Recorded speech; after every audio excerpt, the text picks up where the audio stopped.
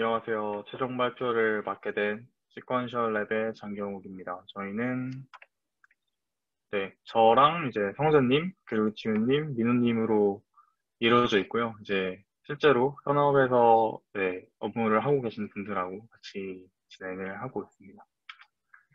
저희는 이제 10월부터 다른 분들도 다 그러시겠지만 10월부터 오늘까지 해서 진행을 해왔고요. 지금 해당 대회에 있는 데이터 EDA부터 피처 엔지니어링 그리고 모델링, 코드 리뷰까지 마치는 상태입니다. 저희가 이제 처음부터 초기로 잡은 연구 주제는 캐글 컴피티션의 메커니즘 오브 액션, 프리딕션이라는 건데, 이제 이 대회 자체는 약물의 작용 기전에 관한 연구고요. 어떤 종류의 세포들에게 특정 약물이 잘 반응하는가를 이제 표시파이하는 그런 대회라고 할 수 있겠습니다. 데이터셋 자체는 유전 정보랑 그리고 세포 생존율로 이루어져 있는데 이 부분은 뒤에서 좀 더 설명해 드리도록 하겠습니다. 이제 데이터 같은 경우에는 트레이닝 셋이랑 테스트 셋으로 나눠져 있는데 그 트레이닝 셋에서도 피처랑 그리고 타겟으로 나눠져 있습니다. 그 사실 여기에는 추가로 넣진 않았지만 논 스코어드라고 해서 실제로 스코어드 그 데이터가 아닌 그 아예 다른 타겟을 갖고 있는 논 스코어드 CSV 데이터도 같이 있고요. 그래서 그거는 사실 대회가 시작되고 같이 공개가 된 게 아니고 중간에 이제 한 달에서 두 달 정도 지난 후에 공개가 된 거라서 그거를 추가로 작업을 했습니다. 그리고 이제 테스트 피처랑 서미션으로 나눠져 있는데, 기본적으로 여기는 그 시그 아이디라고 하는 저 칼럼을 기준으로 모든 데이터들을 이제 분별을 하고 있고, 그 외에 CP 타입, CP 타임, CP 도스라고 해서 약물이 뭐, 베이클인지 아니면은 다른 건지 아니면은 뭐 이 약물을 먹은 지 얼마나 지났는지 이런 식으로 나눠져 있고요. 저기 트레이닝 피처에 보시면 G1부터 G0부터 해서 G711까지 772개의 그 퓨전에 대한 정보와 그리고 셀에 대한 0에서부터 99까지 총 100개의 셀에 대한 정보가 있고요. 그 외에 이제 타겟에서는 207개의 타겟이 있는데 사실 여기서 중요한 거는 저 207개의 타겟 중에 하나의 타겟을 가리는 게 아니고요. 이 하나의 아이디가 여러 개의 레이블을 가질 수 있는데 그 레이블들을 모두 다 판별해주는 즉 멀티 레이블링 하는 대회라고 생각하시면 될 것 같습니다. 근데 사실은 이제 저희가 중간 발표 때도 얘기를 했지만 이 대회가 가지고 있는 트레이닝 데이터셋 자체가 굉장히 스파스한 데이터라서 그 전체의 40% 정도에 해당하는 그 데이터가 실제로 저 타겟이 아예 0인 케이스가 많았거든요. 그래서 나머지 한 50에서 60% 정도가 이제 그 50에서 60%에서도 그 전체 데이터 60%에서도 그 속의 40%는 또 1만 하나, 그러니까 즉 이 207개의 데이터 중에 하나만 가지고 있는 하나의 레이블값만 갖고 있는 데이터였고 나머지는 이제 두 개, 세 개, 네 개, 뭐 이런 식으로 가지고 있었습니다. 그래서 이 타겟 스코어드만 보면은 굉장히 스파스한 데이터라서 이걸 어떻게 레이블링을 해야 할지 그리고 전체 저 876개라고 하는 저 칼럼 숫자를 줄이는 게 사실은 가장 큰 목표라고 생각을 했고 이제를 한 2주 내내 저걸 어떻게 줄일 수 있을지랑 멀티 레이블을 어떻게 판별할 수 있을지를 좀 고민을 했습니다. 일단 그래서 어느 정도 이제 결론을 말씀드리면 저희가 이제 모델을 총 두 가지를 썼는데요. 그러니까 최종 제출을 할 때는 모델을 두 가지를 쓰는 방향으로 해서 진행을 했는데 첫 번째는 이제 엣지 부스터를 사용한 거였는데 사실 저희가 그, 네, 이 대회를 논의할 때 가장 중요한 거는 전체 데이터가 40%가 0, 그러니까 타겟이 없다 보니까, 그럼 이 타겟을 어떻게 하면 구분을 지을 수 있을까? 그러니까, 애초에 0과 1을 먼저 구분한 다음에, 1에서부터 나머지 4까지를 먼저 구분하는 게 제일 좋지 않나라는 생각으로 접근을 했고, 이제 그렇게 접근을 하니까 널 스페이스를 찾는 게 우선시 돼야 되겠다라고 생각을 했습니다. 그래서 이제, 그 널 스페이스를 찾는 CPA랑, 그리고 그 밖에 전체 86개, 876개를 줄이는 PC를 먼저 우선적으로 그 컴포넌트 넘버를 찾는 거를 위주로 진행을 했고요. 이제 모델 첫 번째 거 같은 경우는 XG 부스터를 사용했는데, 추가적으로 저 널 스페이스 PCA랑 그리고 C 스페이스 CPA를 통해서 로직스틱 리그레이션을 했고, 사실 이 로직스틱 리그레이션을 한 이유는 최종적으로 저희가 클래시피케이션을 한 그 결과에 어느 정도의 가중치를 주기 위해서 그렇게 진행을 한 건데요. 한번 생각을 해보면은 전체 그 207개의 데이터에서 하나 혹은 두 개, 세 개, 네 개의 그 레이블링이 된다고 하면은 저희가 지금 결과 그 서브미션을 내는 거니 probability라고 그 확률로서 그것들을 레이블링을 하는 건데 어, 사실 최종적으로는 0 아니면 1로 나와야 된다고 저희는 생각을 했고, 거기에 대해서 최대한 가깝게 가는 게 이상적인 제출이라고, 서미션이라고 생각을 했거든요.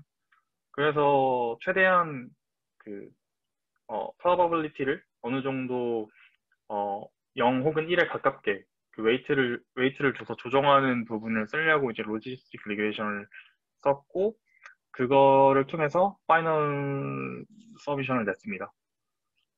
이제 밑에 적힌 거와 같이 이 MOA 대회 자체가 매우 스파스하게 매핑되어 있었고, 대부분의 클래식킨 리절트가 0이었던 거는 이제 아까 말씀드렸던 거고요. 그래서 그 이 널 스페이스의 구조를 지금 이 모델 같은 경우에는 좀 더 확장하려고 아까 말씀드렸던 그 논스코어 타겟 데이터를 추가해서 PCA를 진행을 했습니다. 그래서 이 모델에 사실 가장 중요했던 거는 결국 PCA를, 그러니까 사실 추가로 피처를 추가하진 않았고, 단순히 이제 PCA로 그 차원을 줄여서, 그 차원 내에서 최대한 해결을 하려고 했던 모델이고요. 네. 이 모델에 대한 결과는 뒤에서 다시 한번 말씀드리도록 하겠습니다.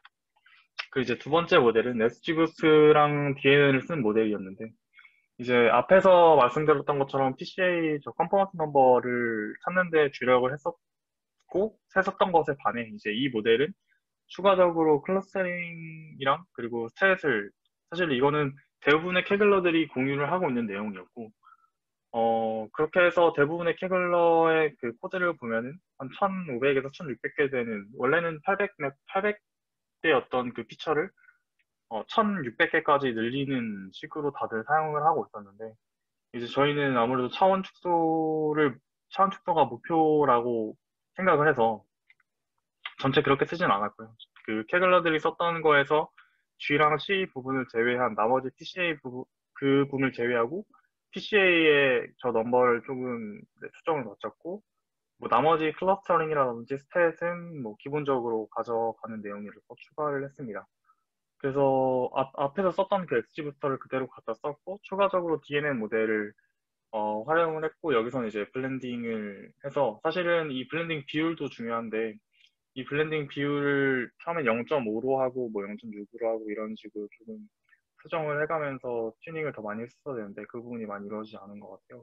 그리고, 어디셔널 웨이트라고 해서, 앞에서 그 로지스트 리그레이션을 썼던 것과는 별개로, 이제, 이건 조금 저희가 강제성을 둬서, 뭐 1%도 해당하지 않는 그런 라벨이면은 아예 0으로 돌아. 그러니까 없다고 돌아라던가 아니면은 65% 이상의 라벨이면은 5%를 추가를 해서 넣어라 라고 하는 명령을 둬서 네, 추가를 한 모델입니다. 네, 전체 피처 수를 줄이는 게 주요 변수라고 판단했고, 네, 마찬가지로 스파스한 데이터이기 때문에 웨이트를 주고자 했습니다.